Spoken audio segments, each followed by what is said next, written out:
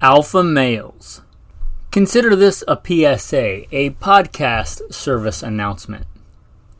So, I'm on a pretty low information diet. I don't own a television. Don't really listen to the radio. Even I know there's stuff going on in the world when you got Chinese spy balloons floating over the U.S. And it got me thinking of the doomsday clock with everything heating up in the Ukraine and us, I believe just openly sending tanks over to fight Russia. I thought about the doomsday clock. Now, if you grew up in the Cold War, you might be familiar with the doomsday clock, but I thought I'd look it up.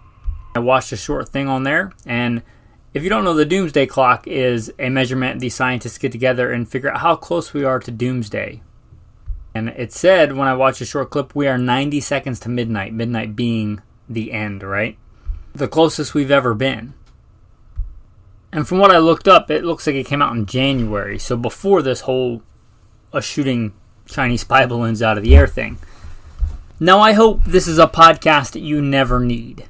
I talk about my background in the bio. There's some things I don't talk about, and I'm not going to talk about, but being very vague, let's say that I have fair deal of experience in the nuclear, let's say, capabilities and consequences of this nation.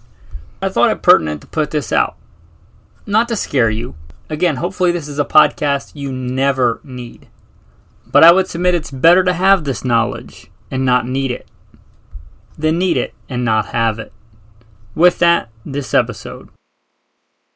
Welcome to the Alpha Male Podcast. The podcast where we talk about what it means to be an alpha male and the multifaceted aspects of that while keeping God at the center, Judeo-Christian values. After all, we are made in His image. Strong, dominant, courageous. For He created man in His very own image. About nuclear war, fallout, and radiation poisoning. I normally plug in the bio, but I think I'll abbreviate it a little bit, what I normally talk about, and then talk about a little bit more as it pertains to today's show. First and foremost, I am a servant of God, a follower of Jesus Christ, a preacher and a fisher of men. I joined the Marine Corps at 17, did a couple of combat tours in Iraq, also served in the U.S. Army. Was also a law enforcement officer, LAPD, worked regular assignments and more specialized assignments. Been blessed to be the commander of an active shooter response team where our primary job was to stop active shooters in a very large metropolitan area. Been an FBI certified firearms instructor for a lot of years. Taught military, civilians, law enforcement. I've been blessed to be a professional big game hunter and guide. Been blessed with the talents to be a state rifle and pistol champion more than once. I've also been a private contractor for a 3-letter government agency I won't specify. And that's normally all that I say about that. And I don't want to sound like, super secret squirrel, but there is a lot of stuff that I cannot talk about. I was very much involved with things we're going to talk about today. Quite a bit more training, I would say, than your average person does in this subject. And I've seen things and been privy to things that the general populace is not. That being said, I'm not a doctor. I'm not a nuclear physicist. I didn't even stay at a Holiday Inn Express last night. Please seek your own medical advice and please don't take my word for it as it is written in the Bible. By a lone witness is not sufficient to establish any wrongdoing or sin against a man, regardless of what offense he may have committed. A matter must be established by the testimony of 2 or 3 witnesses. So do your own research. Check out for yourself things that I'm telling you today. But many of you, if you're like me, grew up during the Cold War.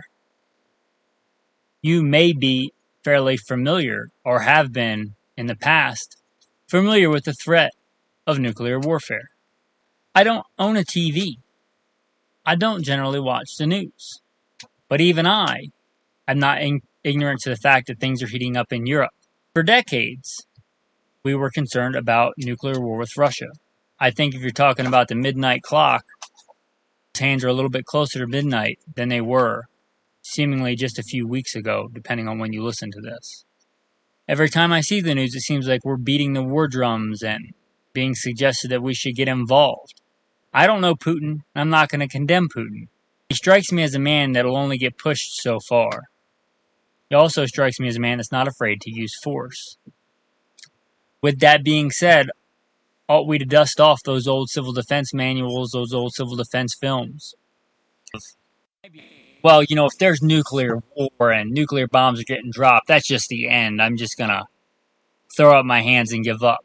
I'd say then, yeah, you probably will turn off this podcast right now because you're a beta male. That's what beta males do. You go in the corner and suck your thumb while bombs are getting dropped. Alpha males will step up, strap our boots on, and get to work like men. There are plenty of survivors recorded from Hiroshima and from Nagasaki. Many people survived that. Plenty of people survived that reportedly and lived to a ripe old age and had kids with no problem. And the kids were fine. So if you're going to keep listening to this, strap up and be an alpha male and don't just give up before the fight even starts. You can survive, even in a city that's getting bombed by nuclear weapons. Again, people survived Hiroshima and Nagasaki, and that was the first time they had really been dropped, so they didn't really know what to do. If you listen to this podcast and do some research, you'll have quite a big leap forward as opposed to those people. They had no idea what radiation even was. So if you're still listening, I'm going to assume that you're an alpha male. And you're going to fight, and you're going to do what needs to be done, and you're going to protect those around you, women and children, and people weaker than you, because that's what alpha males do. They don't take advantage of those around them or those weaker than them. They build them up and strengthen them and take care of them and provide for them and protect them. If you're ready to do that, then let's get together and help each other do that. Depending on how you want to categorize it, nuclear bombs, still in a couple of ways, but we'll round it up into two big ways. Blast, which consists of actual physical force of the blast, super high wind, several hundred miles an hour, and extreme heat, reportedly as hot as the center of the sun. Obviously, you don't want to be exposed to either one of these. You want to seek a shelter. The sturdier, the better. The heat can be very intense, reportedly several thousand degrees, but only lasts a very, very brief amount of time. So any kind of dense thing, concrete pillars, things like that, could shelter you from that. If you see the bright flash and you have time and you can't find any shelter, just laying flat on the ground, face down with your feet towards the blast and your head away from it, any kind of indentation in the ground that can shelter you from the wind and from the blast and from the heat, just a small depression, a ditch, a gutter, something like that, anything. A sturdy building may be good if it doesn't collapse. But if you expect a bomb to get dropped or see a bomb get dropped or see that flash or mushroom cloud and you're far enough away, if you can seek shelter from those super high winds and from that super high temperature, force of those two things. The next way that this bomb affects us, affects humans, affects really any kind of animal, is radiation. There's a couple of different kinds of radiation, but generally if you survive the blast, whatever dose of radiation you got is what you're going to get. And then now what you have to worry about is fallout. Now, without getting to nerdy, radiation will cling to particles in the air and the atmosphere, whether that be water, whether that be dust. It'll cling to whatever it is. Have you seen, the iconic images, the giant mushroom clouds? Well, all that material is likely radioactive. And that's going to get sucked up into the atmosphere and it's going to fall back down. Fallout. These particles carry that radiation back down. When it contacts you, whatever way that is, that radiation goes into your body. It will accumulate. It does really bad things. It's cumulative. I'm not going to get into the particulars of radiation sickness, radiation poison. Let's just stick with how do you avoid it? How do you avoid the fallout? Well, seek shelter. The denser the material, the better it is. This is the reason why when you get x-rays, they give you a lead apron. Not any kind of crazy other material. As far as common materials go, lead is pretty much the densest material, or at least common material that you're going to find. Why you wear a lead apron. You probably don't have lead-lined room in your house. Think denser is better. The more dense, the better. For instance, if you have a basement underground, that is good. You have the most amount of dense material sheltering you from the radiation. If you don't have that, whatever house or dwelling you're in, get into the innermost room of that house, away from your radioactive stuff outside. Not whatever room you want to hang out in, not your bedroom because you like it. That room is your pantry that's, 2 foot by 2 foot wide beside your kitchen. If that's the innermost room in your house that's protected the most by walls and material, that's where you want to be. And realize this about radiation, it has what's called a half-life. And it drops drastically. The amount of radiation after 2 days drops drastically after 2 days, and then again after 2 weeks. After 2 weeks, it just kind of slowly trickles, and it might take thousands of years for the rest of that radiation to go away. If we're talking massive doses, the first 2 days are by far the worst, and the first 2 weeks are still pretty high. So remember that rule. If you can shelter in place, don't leave at all for 2 days if you can help it. Most, even if you're not prepared, most humans can go in most environments 2 days without food or water. You're better off being super thirsty and super hungry than getting exposed to a super high dose of radiation. Again, I'm not a doctor, but that seems like a pretty safe thing to say. And again, 2 weeks is better. Stay in a basement or something like that for 2 weeks. The vast majority of that radiation in most cases will be gone. Realize this about fallout too. It's not like a symmetrical circle. Like if I drop a bomb, I don't draw a circle around it with the fallout. Like we said, the radiation attaches to particles. So wherever the prevailing winds go, and generally, and this is a very big generality in America, weather patterns move from west to east. But look at where the target was and where the prevailing winds are going. You might be better off a mile or two in one direction than you are 100 miles in another direction. And a lot of stuff plays into this, altitude, mountain ranges, all manner of things. But you don't want to be downwind of a nuclear event, whether that's power plant going awry or dropping of a nuclear bomb. Some other things to remember about fallout. And you don't want it to contact you, and you can keep those particles off of you. Something as simple as a plastic bag or a rain jacket. If you don't have a gas mask, just a wet cloth that you put water on or pee on, put it in front of your face. It may sound nasty, but it's a whole lot better than radiation poisoning. Anything that'll trap some or a majority of those particles from getting into your lungs.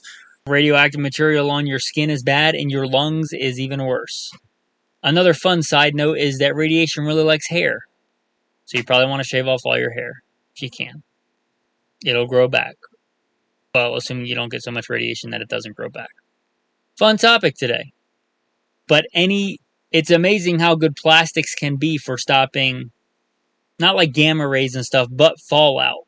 A raincoat, a plastic bag, one of those cheap ponchos, a big brimmed hat, some light material. Avoiding getting any on you at all is best. If you do think you got radiation, take those contaminated clothes, your hair, whatever it is, bag it up, get rid of it. If you have been clean, you've been hanging out in your bathtub, for a couple of days, it's time to move. Any kind of barrier like that is going to help. Rubber boots to not get that dust on you. A thin poncho. Gas mask if you have it. An N95. It's probably much better than nothing. So what are some things you can do to prepare? This is the Alpha Male Podcast. Like we said, we're not going to just curl up in the corner and suck our thumb. Well, the good news, if there is any, is this disaster is really not different than being ready for any disaster. There are some unique challenges. There are a few little differences. But mainly you're going to need the same things you always need. Food, water, shelter. So have clean water. Probably not going to be able to tell water's been exposed to radiation. If you have some water stored up in plastic bottles, probably good to go. A lot better than guessing if the water in your tap is going to be clean.